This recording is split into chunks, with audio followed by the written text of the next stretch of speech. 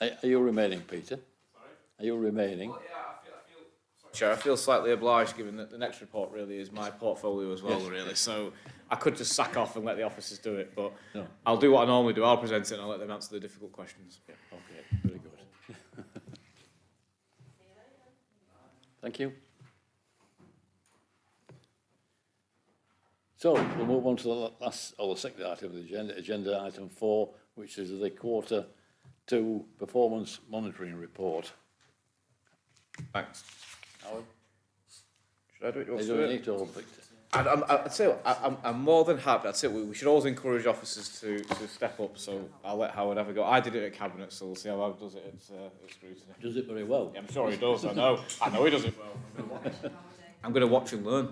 I think the pressure's just completely got to me now. Thank you very much.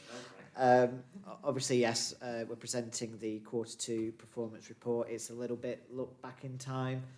This has previously been to Cabinet in November. Generally, again, performance was really positive. We had a number of projects that were tracking us off track, but those have been for some key historic reasons and elements that have been discussed at length in Cabinet. Particularly, those are the projects around Tatton and Strawberry Fields. Or Strawberry Meadows, apologies. However, those projects have moved forward significantly. They've been rolled forward into the new corporate plan. So with Strawberry Meadows, that has now officially been opened, and there's about 24 of the 33 units are now occupied. So, you know, in terms of that tracking us off track originally, there have been some issues with the utilities and getting things hooked up. So there was a number of things outside of the control. So, but you know, as we move forward into the next quarter, we should actually be presenting a completion on that project. And likewise with Tatton Gardens, there has been a number of issues with that. But again, moving forward, we're looking at the handover coming forward. I think the nursery and GP surgeries are already starting to move in. So occupation is starting to happen, with residents being able to move in later in the early part of next year. So again, there have been those key issues, but the projects are nearing that completion stage now. So as we get through to quarter 4 of the year, there'll be that kind of completion level being reported through to Cabinet. In terms of some of the indicators as well, we'd reported that basic digital skills was off track, and I'm pleased in that the current projection that we have roughly around 205 people now have been going through that programme.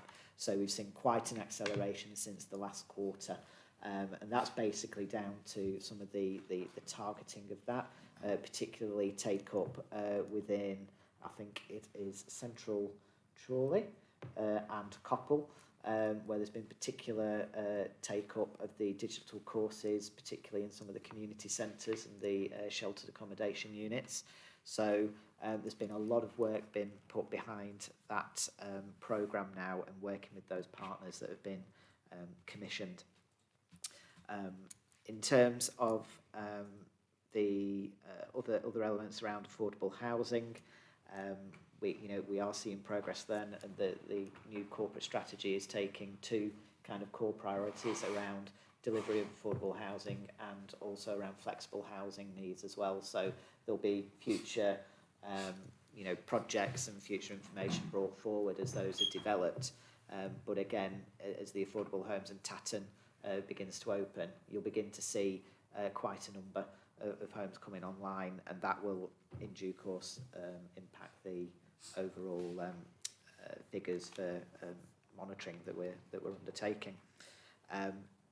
The other elements around town centre vacancies and obviously overall employment rate, they're impacted by a lot of the issues in terms of the economy, but what we are looking at is how are we performing in terms of the national and regionals, and we do better than the regional averages on these. So, as a town as an area, town centre vacancies and employment rate, while it's off track, as we move forward into the next corporate strategy, the employment rate is actually going to be tracked at the regional level, where we continue to perform positively and above the regional average. And you know, just looking at some of the elements around town centre vacancies since September, there's 5 new businesses opened in the town centre, which is a clothing shop, homeware store, and a foot and leg clinic. So you know, there is, you know, still enterprises opening despite some of those challenging situations. So overall, those areas in which we were reporting underperformance or issues with performance, we're generally being able to sort of provide a positive outlook of those coming forward. I'm happy to take any questions. Okay, thank you very much for all that. Any questions? Yes, Roy. Yeah, just a quick one. On agenda page 27 on affordable houses, we're looking at development. A lot of these affordable houses being done by major contractors, and in the event of the current situation with the economy, it's looking to me as though there's going to be a downfall in the delivery of these developments, in which case some of them will be affordable housing. Do you think that the developer is going to proceed with a development of 3 or 4 bedroom houses which might not sell as quick, and at the same time, how do they fit in the affordable houses within that? Or is it going to stop them building the affordable houses because there's no demand for the big ones? I'll give my 2 pence if I may, and then Howard can give you a proper answer. I think you're right, In theory, in the climate, things could change, things could slow down, but as we know, that's only ever quite temporary. You know, so even if things slow down for the next 12 months, it'll pick back up. These developers are still going to take these sites. So you might see us slowing down, and I think we already have to an extent. We certainly have with our local plan, because of course we had the numbers tailing off anyway towards the end of the plan. So we've already seen that, and that's partly the reason why perhaps we have struggled on the delivery of affordables, because you say you don't, the sites don't come forward as quickly. However, as we discussed on Tuesday night, we do have a local plan going through, you know, and that's for 15 years, and the idea is that you know, big portion of that will be affordable homes, and we've got to push. Where we need some support is on the fact that when we do say it's got to be 25% affordable or even 30%, and that gets passed at a planning committee, and then the developer comes back pleading viability afterwards, and the government let them get away with it, and we end up with only 10% affordables. What we really need is that to change, because long term these numbers will come through. We can talk about short term dips in the economy and so on, but they'll come through. Where we get stuffed every time is when we pass it, and then they come back and successfully get a reduction.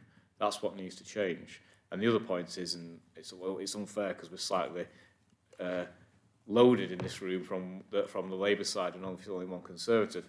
But what you also can't do is stand up at a full council meeting 2 months ago and say you should provide more affordable homes, and then vote to block any. Stand up at a council meeting on Tuesday and vote to block any sites coming forward for the next 15 years. Okay, any further questions? Yes, Kim. Yes. I've got a couple of questions. Page 23, the digital skills stuff. I had some quite worrying anecdotal feedback from Adlington Library that there'd been 8 people that had been put through the initial course over the autumn. Initially, they'd had quite a lot. They'd had sort of into the early 20s, 30s sign up to the course, but that a lot of people didn't return. A lot of people did one course and then didn't come back. Now, I know historically there's always, I don't know if that's like a picture across the borough, but I know historically there's always been a massive take-up in that area around these digital courses, and I just wonder whether or not there's any feedback or surveys done in terms of this new provider. I think it's called, is it You Develop?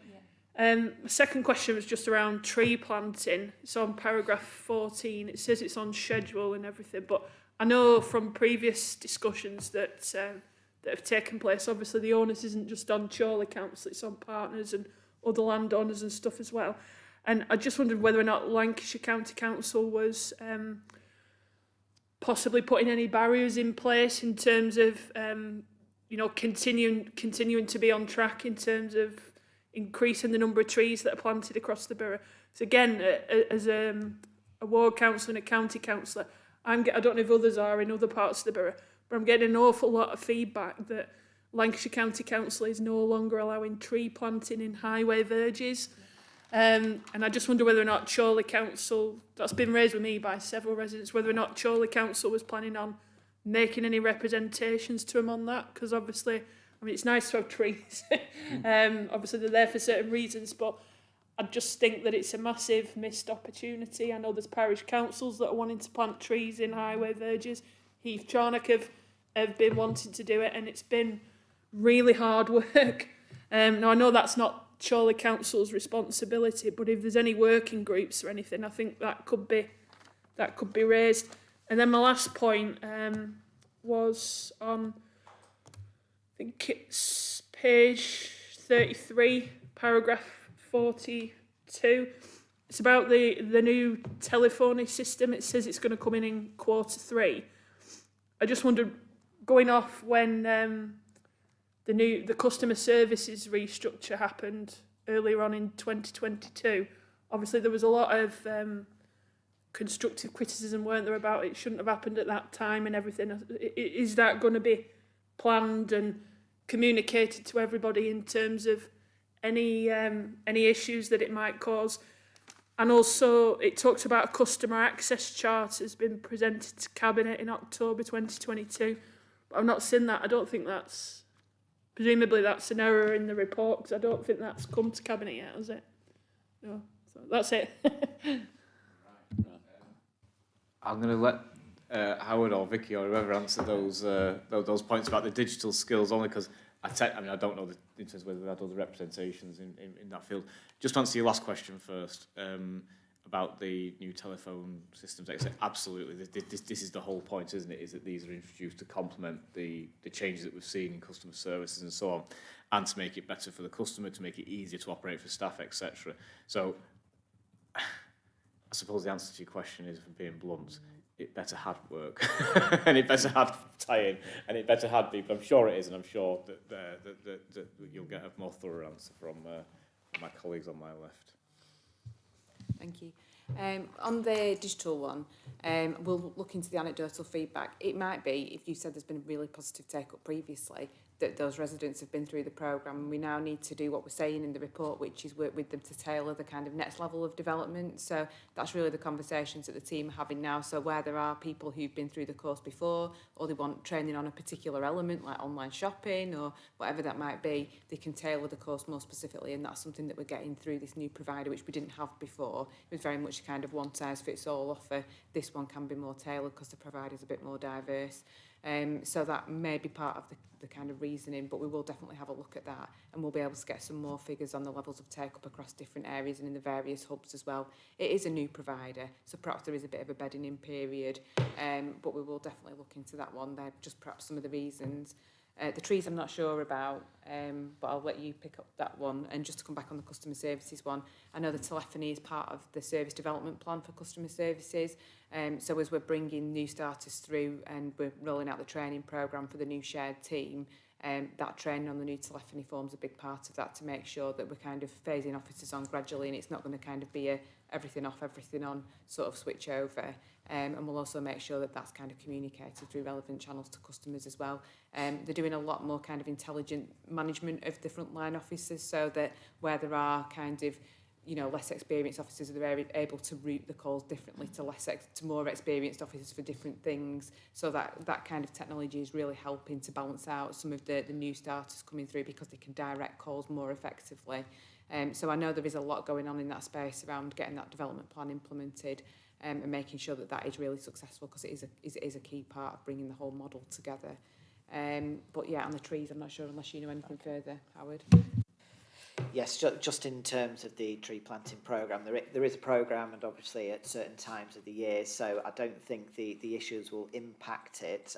However, it's where we do the giveaways So a key part of the programme is obviously being able to enable people to plant trees in their garden, and encourage that, and obviously work with partners. So I'll take that back with the team and just make sure it isn't impacting any of the wider giveaway side of the programme. But in terms of the planting by ourselves and the schemes, they shouldn't really be impacted by that. But we can provide an answer, but it is programmed out.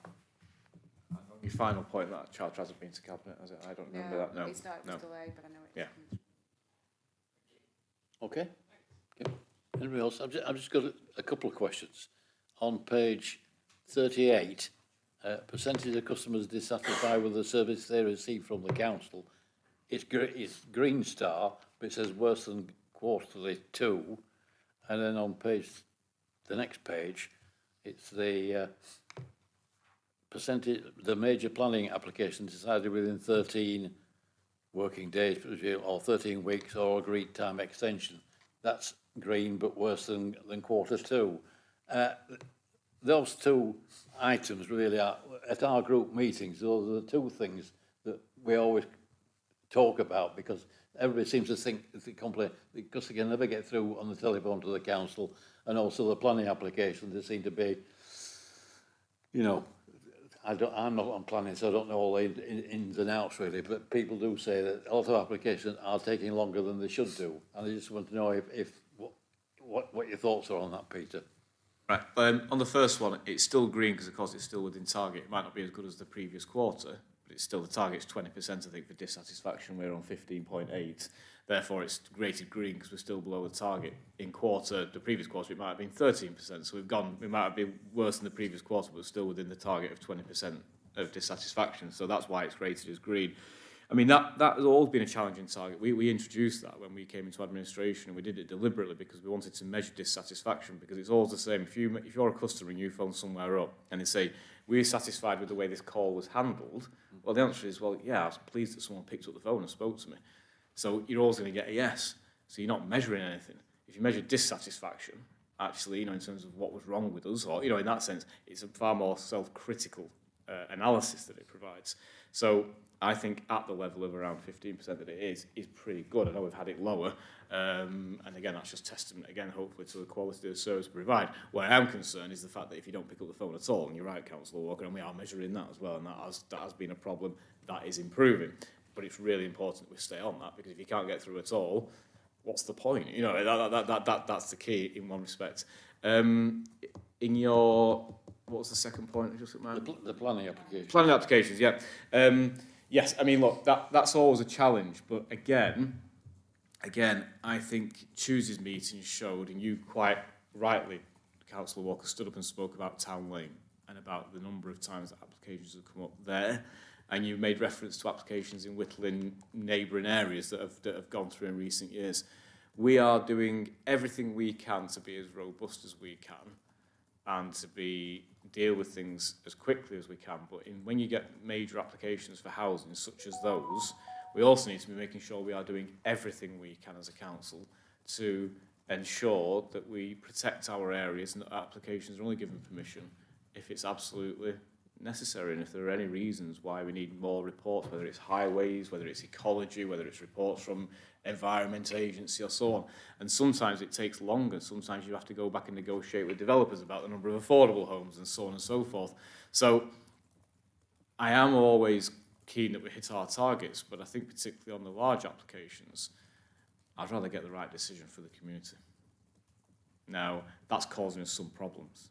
And that's causing us some problems with government in terms of our performance. I'm in a meeting with the Secretary of State on Wednesday of next week, and it'll be one of the issues that I will raise. And I'll let it be known that we have good reasons for doing what we're doing, and we shouldn't be treated as harshly as we are being, because, again, I think it's about making the right decision about to the people we represent, not about just hitting an arbitrary target. And that's why. Oh, yeah, I appreciate that. I agree that also the controversial, a lot of the applications controversial. So I just, what your thoughts on that? I mean, basically, as regards, I think at our group, they say when the telephone 51, that they have a problem getting through. And I always go through Teams, and I get through most times to the officer concerned straight away. So, you know, I never agree with what they're saying, but it would appear if they are using that side, it is difficult.